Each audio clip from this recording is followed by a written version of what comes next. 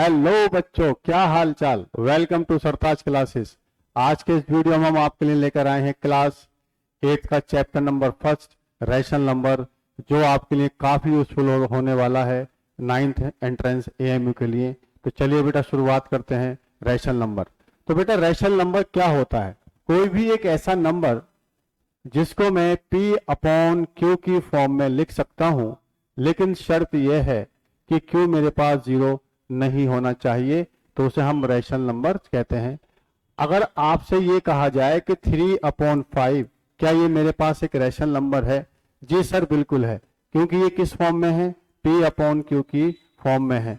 अगर आपसे कहा जाए 0/5 तो क्या ये मेरे पास एक रैशनल नंबर होगा?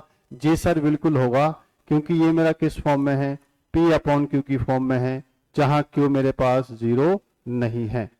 कोई भी एक ऐसा नंबर जिसको मैं P अपॉन Q की फॉर्म में लिख पा रहा हूं, वो मेरा कहलाता है रैशनल नंबर। लेकिन शर्त यह है कि मेरा जो Q है ये कभी जीरो ना हो। अगर आपसे ये कहा जाए कि बेटा नेचुरल नंबर्स, क्या सारे के सारे नेचुरल नंबर्स मेरे रैशनल नंबर्स होते हैं? जी सर बिल्कुल होते हैं। जितने भी रैशनल नंबर्स होते हैं उनका डिनोमिनेटर 1 होता है। तो natural numbers are rational numbers जिनका डिनोमिनेटर 1 है। जितने भी मेरे पास होल नंबर्स होते हैं वो सारे के सारे रैशनल नंबर्स होते हैं, वो सारे के सारे रैशनल नंबर होते हैं। 0, 1, 2, 100, 1000 सारे के सारे होल नंबर्स हैं, लेकिन होल नंबर के साथ साथ ये हमारे रैशनल नंबर भी हैं। जितने जितने मेरे पास इंटीजर्स हैं, जितने मेरे पास इंटीजर हैं -1, -2, -3, 0, 1, 2, ये सारे के सारे क्या कहलाते हैं? इंटीजर्स कहलाते हैं, जिसका डिनोमिनेटर 1 होता है। तो इंटीजर भी बेसिकली P अपॉन Q की फॉर्म में होते हैं, जहां पे Q हमेशा किसके बराबर होता है? 1 के बराबर होता है। और रैशनल नंबर ये कहते हैं कि एक ऐसे नंबर जिसको मैं P अपॉन Q की फॉर्म में लिख पा रहा हूं और जहां Q जीरो नहीं है, वो क्या कहलाएगा बेटा? रैशनल कहलाएगा। तो जितने भी इंटीजर्स वो सारे के सारे रैशनल नंबर, लेकिन सारे के सारे रैशनल नंबर इंटीजर नहीं होते हैं। तो देखिए closure property of rational number, closure property of rational number, closure property of rational number. अगर मैं दो रैशनल नंबर्स के क्लोजर प्रॉपर्टी की बात करता हूं, तो क्लोजर प्रॉपर्टी क्या कहता है? क्लोजर प्रॉपर्टी आपसे ये कह रहा होता है कि क्या अगर मैं दो रैशनल नंबर्स को ऐड कर रहा हूं, मैं दो रैशनल नंबर्स को माइनस कर रहा हूं, मैं दो रैशनल नंबर को मल्टीप्लाई कर रहा हूं, मैं दो रैशनल नंबर्स को डिवाइड कर रहा हूं, तो क्या दो रैशनल नंबर्स क्लोजर प्रॉपर्टी को होल्ड करते हैं इन द केस ऑफ रैशनल? बिल्कुल करते हैं। अगर दो रैशनल नंबर्स को ऐड किया जाता है तो हमेशा आउटपुट एक रैशनल आता है। तो हम ये कहेंगे कि in the case of addition rational number closure property को होल्ड करता है। आप कोई भी दो रैशनल नंबर ले लीजिए, जब आप उसको ऐड करेंगे तो रिजल्ट हमेशा एक रैशनल नंबर ही आएगा। तो मैं इस बात को ऐसे भी कह सकता हूं कि दो रैशनल नंबर को ऐड करने पर हमेशा रैशनल ही आएगा। Always rational, always rational, rational plus rational, always rational. इसी तरीके से अगर मैं दो रैशनल नंबर्स को सब्ट्रैक्ट करता हूं, अगर मैं दो रैशनल नंबर को सब्ट्रैक्ट करता हूं, तो इसका रिजल्ट भी मेरे बच्चों एक रैशनल नंबर ही आएगा, एक रैशनल नंबर ही आएगा। तो दो रैशनल नंबर्स को घटाना, आउटपुट हमेशा का रैशनल नंबर आना, तो ये इस बात को बताता है कि रैशनल नंबर्स के केस में क्लोजर प्रॉपर्टी होल्ड होती है। दो रैशनल नंबर्स को घटाने पर हमेशा एक रैशनल नंबर आएगा, तो वो क्लोजर प्रॉपर्टी होल्ड करता है। इसी तरीके से अगर मैं दो रैशनल नंबर्स को मल्टीप्लाई कर रहा हूं, अगर मैं दो रैशनल नंबर्स को मल्टीप्लाई कर रहा हूं, तो रैशनल नंबर्स को मल्टीप्लाई करने पर हमेशा एक रैशनल नंबर ही आएगा। तो हम ये कह सकते हैं बच्चों, in the case of multiplication closure property hold करते हैं कौन number? Rational number. In the case of division, अगर मैं दो रैशनल नंबर्स को डिवाइड करता हूं तो यहां पे थोड़ा सा एक आपको समझने की जरूरत है। मैं रैशनल नंबर्स की बात कर रहा हूं तो डिनोमिनेटर जो एक रैशनल नंबर है, जीरो भी एक रैशनल नंबर है। तो मैं यहां इस डिनोमिनेटर में रैशनल नंबर्स में जीरो नहीं ले सकता, लेकिन नोमिनेटर में मैं जीरो ले सकता हूं। तो अगर मैं आपसे ये कहूं कि in the case of division rational number closure property हमेशा होल्ड करते हैं, क्या करते हैं बेटा? ऑलवेज क्या करते हैं बेटा? Always hold closure property. लेकिन बच्चों शर्त ये है, क्लोजर प्रॉपर्टी, लेकिन शर्त है जो डिनोमिनेटर जो है, जो मेरा यहाँ पे डिनोमिनेटर है वो एक नंबर नहीं होगा जीरो के बराबर। जब डिनोमिनेटर जीरो के बराबर नहीं होगा तो मैं ये कहूंगा कि हमारी क्लोजर प्रॉपर्टी हमेशा होल्ड होती है। क्लोजर प्रॉपर्टी का मतलब जब मैं दो रैशनल नंबर को ऐड करूंगा तो रैशनल आएगा, माइनस करूंगा तो रैशनल आएगा, मल्टीप्लाई करूंगा तो रैशनल आएगा, डिवाइड करूंगा तो रैशनल आएगा। डिवीजन के केस में आपको इस बात का ध्यान रखना है कि मैं एक ऐसे रैशनल नंबर्स की बात कर रहा हूं जो नॉन जीरो है, non zero rational number. Commutative property मतलब एडिशन। कॉम्यूटेटिव प्रॉपर्टी एडिशन के लिए क्या मतलब है कि अगर आप दो रैशनल नंबर्स को इस तरीके से ऐड करते हो कि a प्लस डी बराबर d प्लस ए होता है, तो हम ये कहेंगे रैशनल नंबर्स में कॉम्यूटेटिव लॉ होल्ड होता है, कॉम्यूटेटिव प्रॉपर्टी होल्ड होती है। 3 प्लस 5 हमेशा बराबर होगा 5 प्लस 3 के। मैं आपसे कहूं 2 plus 6 is equal to 6 plus 2 है, हमेशा है, तो कॉम्यूटेटिव प्रॉपर्टी हमेशा होल्ड होती है। सब्ट्रैक्शन में देखते हैं, अगर मैं आपसे कहूं कि 2 minus 5 is equal to minus 3, लेकिन 5 माइनस 2 3 होगा, तो इसका मतलब 2 माइनस 5 इक्वल नहीं है 5 माइनस 2 के। तो यहां पर सब्ट्रैक्शन में कॉम्यूटेटिव प्रॉपर्टी होल्ड नहीं होती है।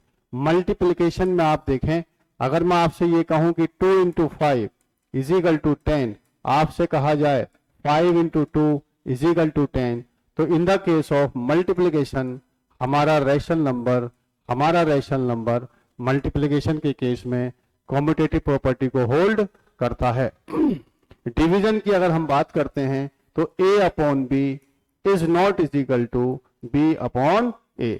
आपके सामने कोई ये कहता है कि क्या 2 अपॉन 3 बराबर हो जाएगा 3/2 के, ये पॉसिबल नहीं है। तो कॉम्यूटेटिव लॉ हमारा कहां होल्ड होता है? हमारा होल्ड होता है हमारा एडिशन में, और कहां होल्ड होता है बेटा? हमारा मल्टीप्लिकेशन में। तो ये चीज आपको ध्यान रखनी है। रेसिप्रोकल, बेटा रेसिप्रोकल क्या चीज है? रेसिप्रोकल हमारा क्या है? किसी भी एक रैशनल नंबर्स का रेसिप्रोकल की अगर मैं बात करता हूं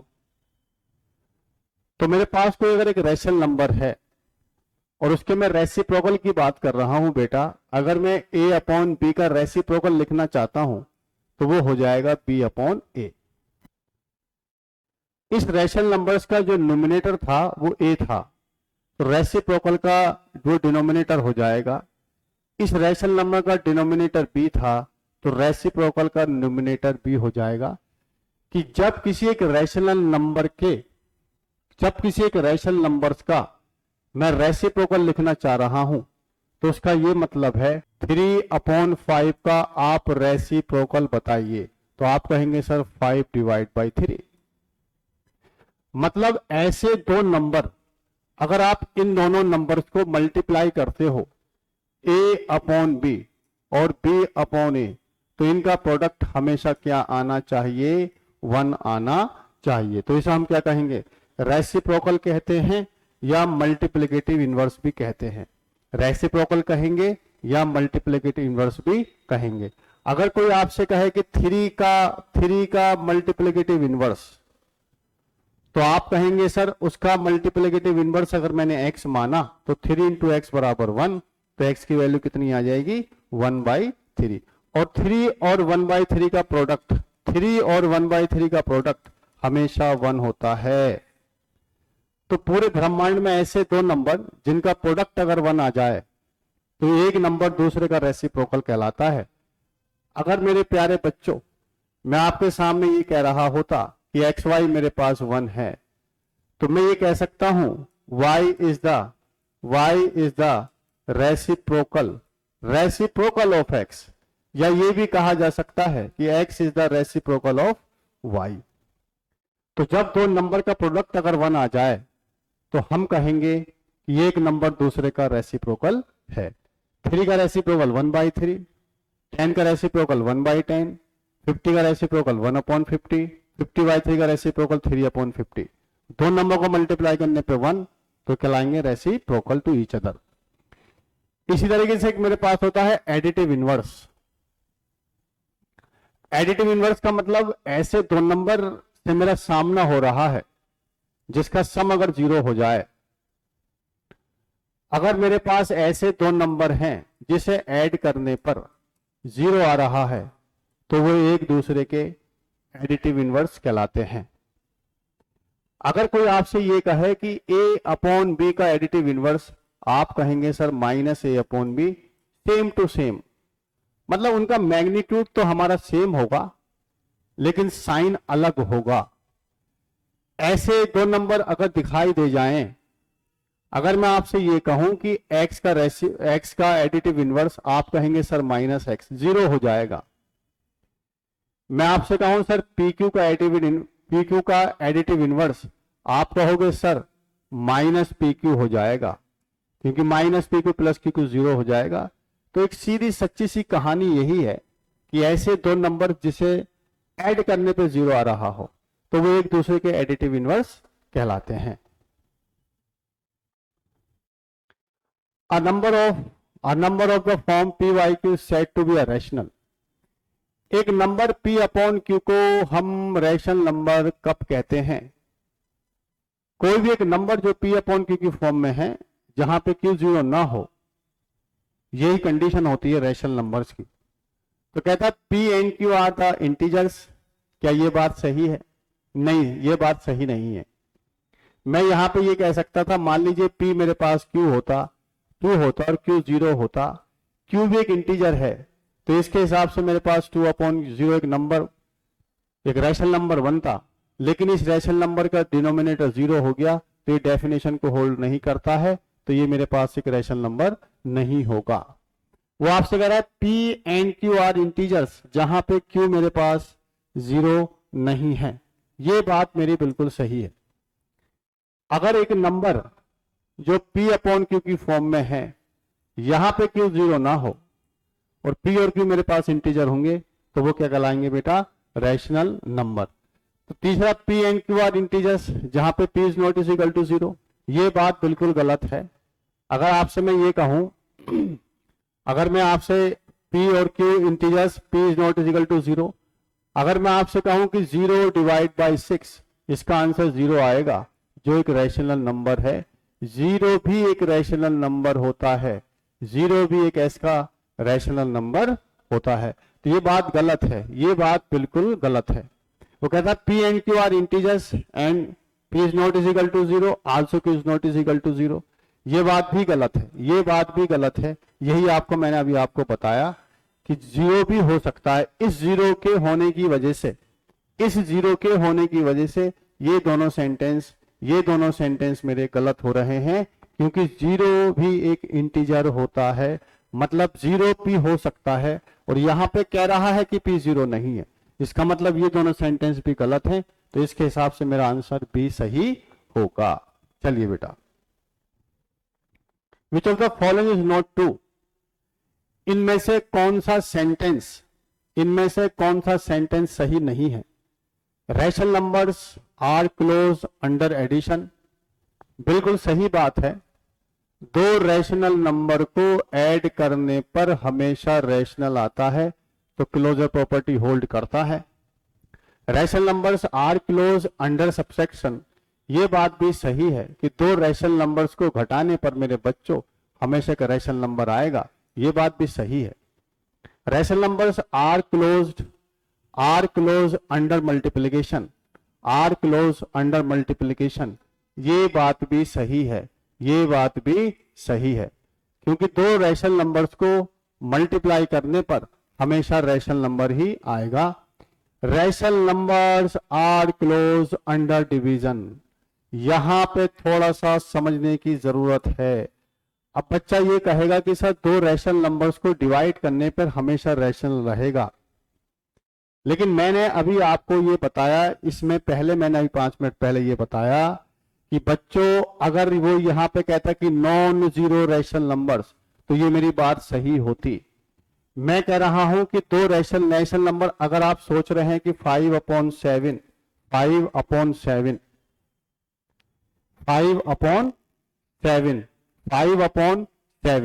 डिवाइड बाई, आप सोच रहे हैं 6/8, दो रैशनल नंबर्स को डिवाइड करने पर हमेशा यहां पर रैशनल आएगा, इसमें कोई बात गलत नहीं है, दो रैशनल को डिवाइड कर रहा हूं। लेकिन बेटा अगर मैं यहां पर 5/7 लिखता, 0 भी तो मेरे पास एक रैशनल नंबर होता। जब मैं यहां पर 0 रैशनल नंबर लिख दे रहा हूं तो ये चीज हमारी होल्ड नहीं हो रही है, मेरे पास रैशनल नंबर ही नहीं आएगा, क्योंकि रैशनल नंबर्स की डेफिनेशन ही ये है कि कोई भी एक ऐसा नंबर जिसका डिनोमिनेटर 0 ना हो वो क्या कहलाता है बेटा, रैशनल कहलाता है। यहां पे ये कह रहा है कि rational numbers are close under division, सिर्फ इस 0 की वजह से ये वाला सेंटेंस मेरा गलत हो जाएगा, सिर्फ एक 0 की वजह से मेरा ये सेंटेंस गलत हो जाएगा। तो प्लीज आप इसको ध्यान रखिएगा कि rational numbers are close under the addition, under subtraction, under multiplication, लेकिन अंडर डिवीजन नहीं। लेकिन अगर वो यहां पे ये कहता है कि नॉन जीरो रैशनल नंबर्स, तो मेरी बात सही होती। तो इस बात को आपको ध्यान रखना है। The multiplicative inverse of 1/6 is, दो नंबर जिनका मल्टीप्लिकेशन अगर 1 आ जाए तो वो एक दूसरे का मल्टीप्लिकेटिव इनवर्स कहलाते हैं साहब।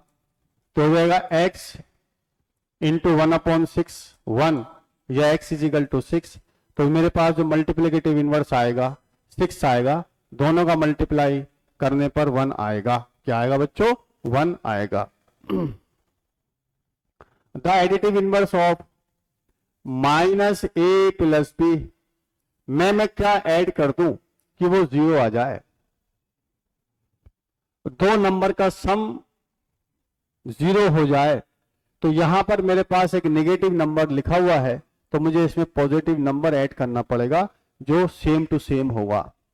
तो -a/b का पॉजिटिव a + b हो जाएगा। इसका मतलब -a/b का एडिटिव इनवर्स a/b हो जाएगा। कोई भी दो नंबर को जोड़ने पर अगर 0 आ जाए तो एक दूसरे के क्या कहलाते हैं, एडिटिव इनवर्स कहलाते हैं। x is the additive inverse of y और y is the additive inverse of x। तो -a/b का additive inverse plus a/b। What should be added to -3y4 to get -1? इस -3 में मैं क्या ऐड करूं कि वो मेरे पास -1 आ जाए। तो मैंने कहा सर मैंने x ऐड किया, तो x इजिकल टू हो जाएगा -1 + 1/3। तो x इजिकल टू 4, मैंने एलसीएम लिया, -4 + 3, तो x इजिकल टू हो जाएगा -1/4। तो इसके हिसाब से मेरा answer -1/4। Which of the following is the reciprocal of the reciprocal of a rational number? Which of the following is the reciprocal of the reciprocal of a rational number? किसी भी एक रैशनल नंबर्स का reciprocal आपने calculate किया, किसी भी numbers का आपने रेसिप्रोकल कैलकुलेट किया, a/b का आपने जब रेसिप्रोकल निकाला मेरा बच्चा, तो वो p/q आया। ये कह रहा है रेसिप्रोकल का रेसिप्रोकल। अब मैंने b अपॉन a का रेसिप्रोकल निकाला तो वो a बाई बी अपॉन आया। a अपॉन b का मैंने 2 बार रेसिप्रोकल निकाला तो वह वहीं पर पहुंच गया। तो किसी भी एक रैशनल नंबर्स का रेसिप्रोकल अगर मैं निकाल रहा हूं तो वो रैशनल नंबर ही होगा। तो इसके हिसाब से आंसर क्या होगा? -1 नहीं होगा, 1 का रेसिप्रोकल 1 होगा, 1 का रेसिप्रोकल 1 होगा। लेकिन 2/3 के लिए भी तो ये बात सही होगी, 5/3 के लिए भी तो ये बात सही होगी। तो 1 के लिए सेंटेंस सही नहीं है, लेकिन यहां पर जो सबसे सही ऑप्शन होगा मेरे बच्चे वो डी होगा। यही हमारा सबसे सही आंसर है, क्योंकि 2/3 का भी अगर मैं रेसिप्रोकल निकालूंगा तो वो नंबर ही आएगा। 1 बात भी सही है, लेकिन ये हर नंबर्स के लिए वैलिड है। तो ये हमारा ऑप्शन कौन सा हो जाएगा? डी। किसी भी एक रैशनल नंबर्स के रेसिप्रोकल अगर मैं निकाल रहा हूं तो मेरे बच्चे वही नंबर आता है जिसका मैं रेसिप्रोकल निकालने की कोशिश कर रहा हूं। चलिए बच्चों, what should be added to this get 0। इसमें मैं क्या जोड़ दूं कि इसका सम 0 आ जाए? इसमें मैं क्या ऐड करूं? इस नंबर में मैं क्या ऐड करूं? मैंने आपसे कहा कि 1/3 प्लस 1/5 प्लस 7/15 में अगर मैंने x ऐड किया तो वो 0 आया। तो x इजिकल टू आएगा -1/3 -1/4 और माइनस का 17/this। मैंने 5 यहां पर एलसीएम लिया, -5 -3 -7, तो ये हो जाएगा मेरे पास -15 डिवाइड बाई 15, तो -1 इसका एक आंसर होगा। अगर आप इस नंबर में, इस पूरे नंबर में अगर आप -1 ऐड कर देंगे तो वो 0 हो जाएगा। तो इसका मतलब इसके हिसाब से आंसर मेरा बी हो जाएगा। The property x into y plus z is equal to x into Y plus x into Z क्या कहलाता है? Commutative property, closure property, associative property, distributive property. यहां पर सम पर मैंने एक अर्थमेटिक ऑपरेटर अप्लाई किया है, तो यहां पर मेरा डिस्ट्रीब्यूशन हो रहा है मल्टीप्लिकेशन का एडिशन पर। तो मैं इसको कहूंगा distribution of multiplication on addition. तो ये मेरे पास एक डिस्ट्रीब्यूशन प्रॉपर्टी है, तो इसके हिसाब से मेरा आंसर डी हो जाएगा। पहला आंसर कॉम्यूटेटिव प्रॉपर्टी नहीं हो सकता, क्लोजर प्रॉपर्टी की बात नहीं कर सकते, एसोसिएटिव की बात हम नहीं कर सकते, तो यही मेरे पास एक ऑप्शन बचता है, क्या? Distributive property. If x is a rational number such that, कोई भी मेरे पास एक नंबर है x इंटू एक्स बराबर x, तो x क्या होगा? तो कुछ बच्चे यहां पर x कैंसिल आउट कर देंगे और उसका आंसर 1 लिख देंगे, तो ये बात मेरी थोड़ी सी गलत हो जाएगी। अगर मैं यहां पर लिखता हूं एक्स स्क्वायर बराबर x, तो ये हो जाएगा x स्क्वायर माइनस एक्स बराबर 0। मैं यहां से x कॉमन लूंगा, x माइनस 1 बराबर 0। तो इसके हिसाब से x भी 0 हो सकता है या x माइनस 1 भी 0 हो सकता है। तो x बराबर 0 हुआ और x बराबर 1 हुआ। तो जब x into X is equal to X है, तो ये दो नंबर्स के लिए सेटिस्फाइड है। या तो x की वैल्यू मेरे पास 1 हो जाए या x मेरे पास 0 हो जाए। x into x x into x बराबर x के लिए वैलिड नहीं हो सकता। X square into x square x power 4 बराबर एक्स स्क्वायर हो जाएगा, नहीं हो सकता। मेरे पास c है c1 मेरे पास आ रहा है, x की वैल्यू 1 आ रहा है, तो यही मेरे पास एक ऑप्शन हो जाएगा। तो x इंटू एक्स बराबर x वैलिड होता है ओनली 2 नंबर्स 0 एंड 1, तो इसके हिसाब से मेरा आंसर हो जाएगा C. Write the multiplicative inverse of -6/5 into 2/-3। इन भाई साहब का मुझे क्या लिखना है? इन भाई साहब का मुझे लिखना है मल्टीप्लिकेटिव इनवर्स। माइनस से माइनस कैंसिल आउट कर दीजिए, 3 to the 6 कर दीजिए, तो ये हो जाएगा 4/5। 4/5 का मुझे लिखना है मल्टीप्लिकेटिव इनवर्स। तो मल्टीप्लिकेटिव इनवर्स जो नोमिनेटर है वो नोमिनेटर हो जाएगा और जो नोमिनेटर है वो डिनोमिनेटर हो जाएगा। तो 5/4 इसका सही आंसर होगा। इसका मतलब इसके हिसाब से आंसर मेरा बी हो जाएगा। Read about the statement and select the false one. इन कथनों का अध्ययन कीजिए साहब आप। इन कथनों का अध्ययन करना है साहब आपको और बताना है कि कौन सा कथन सत्य है और कौन सा कथन असत्य है। मतलब read about the statement and select the false one. इन सारे सेंटेंस में से कौन सा सेंटेंस सही है और कौन सा सेंटेंस गलत है, ये हमें बताना है। चलिए साहब बता देते हैं। 0 is the identity element for addition. अब ये आइडेंटिटी क्या बोला है? कोई भी एक नंबर अगर मैं एक रैशनल नंबर में ऐड करता हूं, कोई भी एक ऐसा नंबर जो मैं रैशनल नंबर में ऐड करता हूं, तो मेरे बच्चे रैशनल नंबर ही रहे, रैशनल नंबर्स की पहचान ना बदले। कोई भी एक ऐसे नंबर को मैं रैशनल में ऐड कर दूं जिसे जोड़ने पर उस रैशनल नंबर की पहचान ना बदले। अगर मैं आपसे ये कहूं कि मैं 2 में क्या ऐड करूं, मैं 2 में क्या ऐड करूं जो मेरे पास 2 ही रहे। मैं 6/7 में क्या ऐड करूं कि सर 6/7 ही रहे।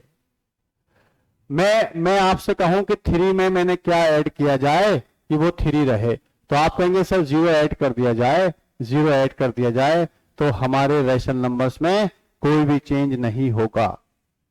तो बच्चों आइडेंटिटी एलिमेंट जो है, आइडेंटिटी एलिमेंट का ये मतलब है कि अगर किसी भी रैशनल नंबर्स में आप एक रैशनल नंबर्स में अगर आप 0 जोड़ रहे हैं तो मेरे बच्चे आंसर हमेशा A/B होता है। तो इस कंडीशन में 0 को हम कहते हैं आइडेंटिटी एलिमेंट। आप इसको याद रखें कि 0 एक आइडेंटिटी एलिमेंट होता है एडिशन में। 0 is a identity element for addition. 1 is the identity element of multiplication. Multiplication में यह कहता है कि मैं किस नंबर से रैशनल नंबर्स को मल्टीप्लाई करूं कि मेरा बच्चा वही नंबर रहे। मैं किस नंबर से 3/2 को मैं किससे नंबर पर मल्टीप्लाई करता हूं कि 3/2 ही रहे। मैं 7/9 को किस नंबर से मल्टीप्लाई करता हूं कि वही नंबर रहे मेरे पास क्या नंबर था, मेरे पास जो नंबर था वो कितना था 7/9। तो आप कहेंगे सर मैं सबको 1 से मल्टीप्लाई कर देता हूं तो मेरे नंबर्स में कोई चेंज नहीं होगा। तो जब किसी भी एक रैशनल नंबर्स को मैं एक ऐसे रैशनल नंबर से मल्टीप्लाई कर रहा हूं कि उस रैशनल नंबर्स की पहचान ना बदले, मतलब वो नंबर्स चेंज ना हो, तो ऐसे नंबर्स को हम कहते हैं बेटा आइडेंटिटी एलिमेंट। किस केस में? मल्टीप्लिकेशन के केस में। तो ये बात बिल्कुल मेरी सही है कि 1 is the identity element for multiplication. ये सेंटेंस भी मेरा सही है। वो कहता है कि साहब 0 हैज नो रेसिप्रोकल। 0 मेरे पास 0 जो है, जो मेरे पास 0 है 0 एक ऐसा रैशनल नंबर है।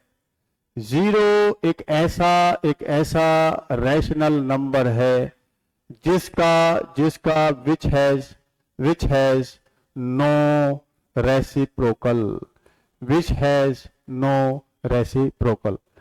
0 का कोई भी रेसिप्रोकल नहीं होता है। मतलब ये है रेसिप्रोकल के लिए 0 को डिनोमिनेटर में जाना होगा और जैसे ही डिनोमिनेटर में 0 चला जाएगा तो रैशनल नंबर्स की कहानी ही खत्म हो जाएगी।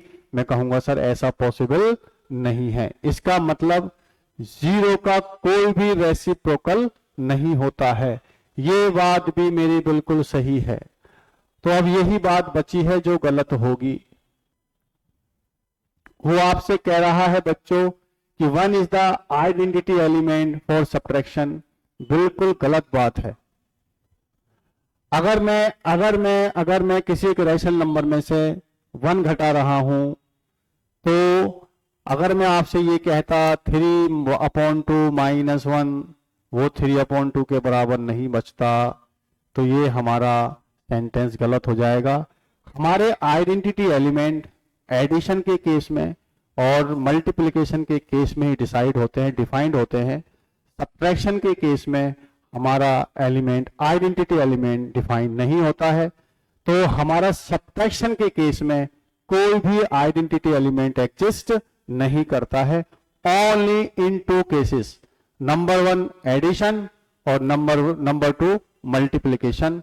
1 is the identity element for multiplication, 0 is the identity element for addition, और सब्ट्रैक्शन में कोई भी आइडेंटिटी एलिमेंट एग्जिस्ट नहीं करता है।